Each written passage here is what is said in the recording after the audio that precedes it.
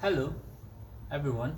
Um, Welcome to another episode of Tips for Organist. It's been a long time away. I've not released any video in a while. I apologize for that. I was just trying to focus on other things. Yeah, so that's basically the reason. I apologize once again. Um, in today's video, what are we going to learn? What am I going to talk about? Okay, so from comments that were left under my previous videos, questions have been asked by people who are new to the organ and people who have been playing for a while but still don't understand how to play the organ the proper way. So this video will address the concerns, the questions of all of you. Yes, so as a new person to the organ, or if you have been playing the keyboards, the piano, and you want to get to play the organ, what do you need to understand? When you get to a new organ, what do you need to understand? Okay, so the crash course would be you understand that these keyboards function differently and they are called by different names, and these things you see here, they control the voices for each keyboard. So this is for this is for this is for this is for this, and this is for the pedal board. Yes, there are also some other things down. See, um, there are expression pedals, 3 expression pedals here,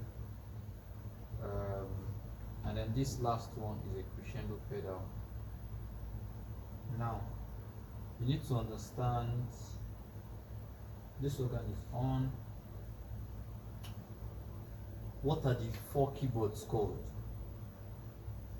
On it, this is a 4 manual organ. So on this organ you have the choir division, which is this, the great, which is this, the solo division, which is this.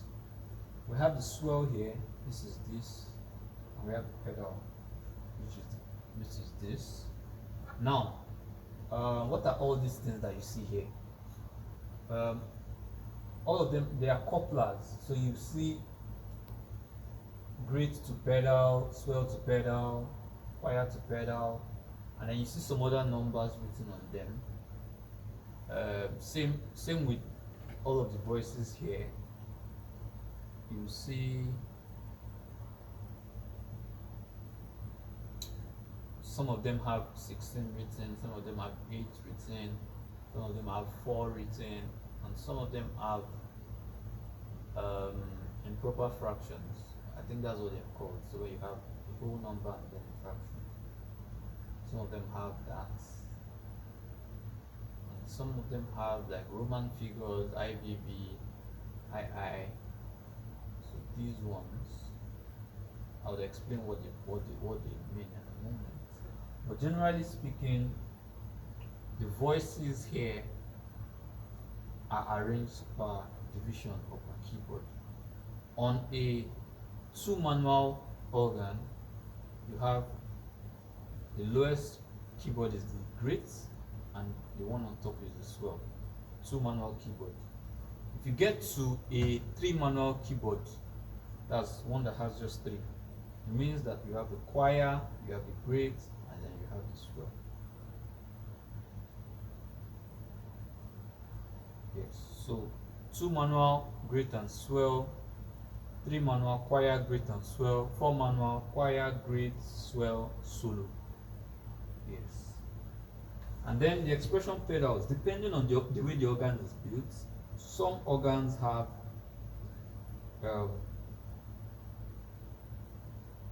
all the manuals under expression. meaning that you have one of these for each of the divisions, or two of these for a division. So, but on this organ is different.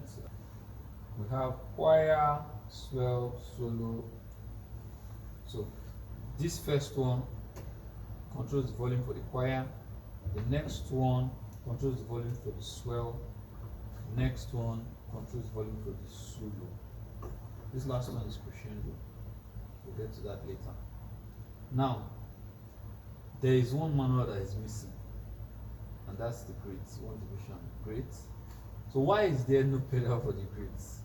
In organ terms, we say that, we describe that as that division not being under expression. So it means that the stops from, now this is the lowest volume. The voices from that division will sound regardless. So see sounding, and then when I add all the voices, you see it sounds even without any. This is loud, so it doesn't have any like controls for. Does it have any controls? So what other things you need to understand about a new organ? You need to understand the memory banks. Yes. So this organ has M1 to M6, 6 memory banks, and each of the 6 has 12 pistons, 12 general pistons that you can use to save voices. Now, the voices I will be playing on are on memory 4. So let's do piston 1. Let's see what it sounds like.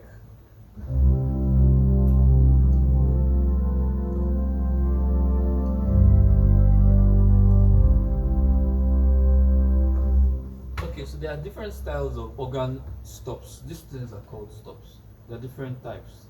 So they have draw stops, the one you pull to activate, push in to deactivate, or pull. Some organs pull will activate, pull again will deactivate, depending on how the organ is built. So it's draw stops, these ones that you pull. Then there are tap stops. You see things like this in some organs here. Some organs, these things are not lighted, so these are lighted draw stops. That's what this organ is. Lighted, it's got lighted draw stops. So you see lights when you engage, and I think that's easier because it just helps you to know what is engaged when you select voices. On this particular memory registration bank, there's nothing on the grid, because we're trying to is trying to imitate a real pipe organ where the voices speak from different angles and all that. So let me get practical. So one other question I've heard quite a number of times is, how do you play an hymn? How do you, when they give you an hymn that you don't know before, what do you do? How do you start? So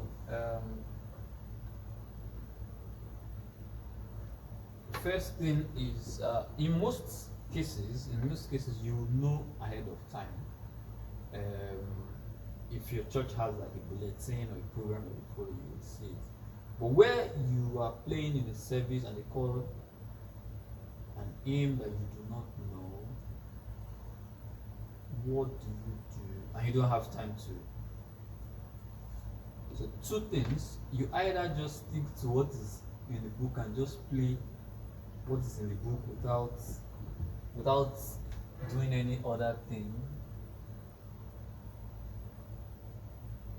So this hymn tune is one that I've never played before. It's called Tranmere. Okay. Okay, so let me try to play it now. So the minister calls the hymn tune. I don't know the tune before, and there's not much time to start learning the tune. What do? Is I would solo the melody. I could solo the melody. So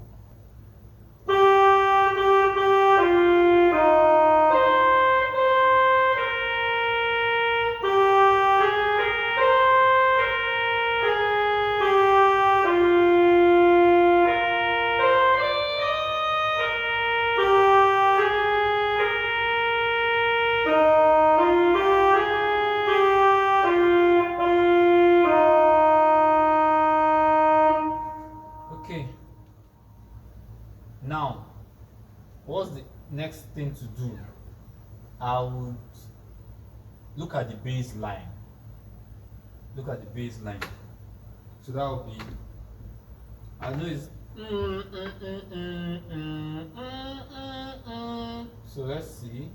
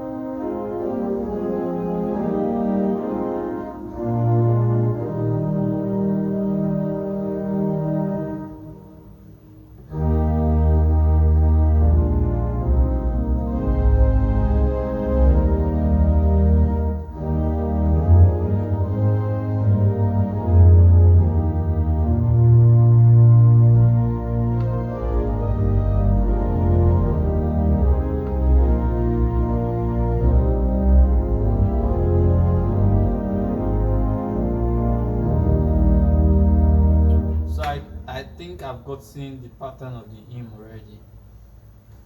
So once you get the pattern of the hymn, you can now begin to improvise. But if you have not gotten it, just stick to the normal bass line. Follow the bass line and the melody. Let that be your guide to harmonizing the hymn. So like this.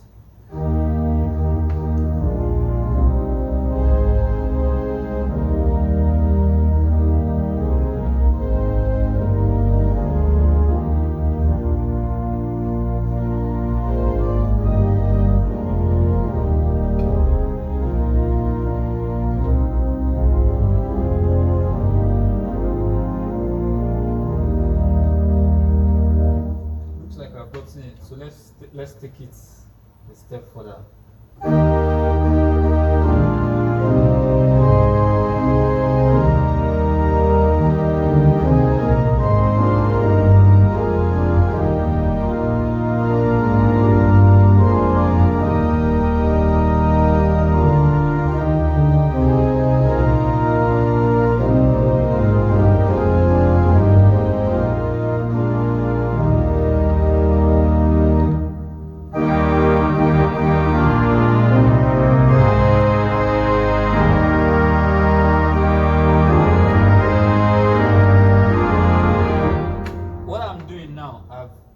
Mastered the way the song goes, so I'm tweaking the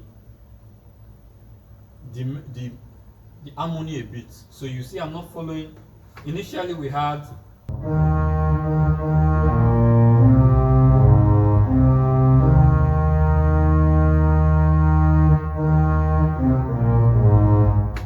so now I'm doing another thing.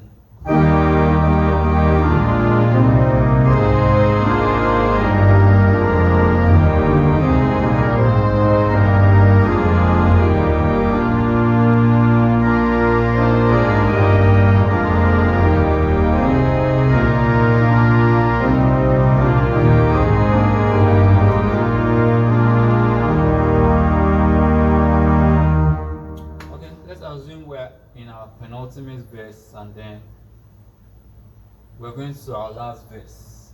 What do we do?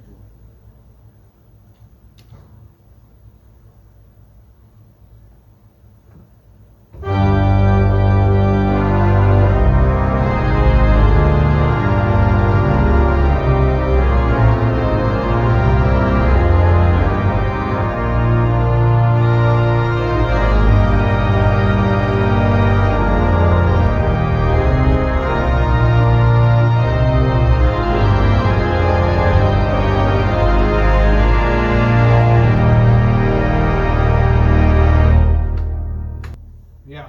So let's just do proper playing from beginning to the end now.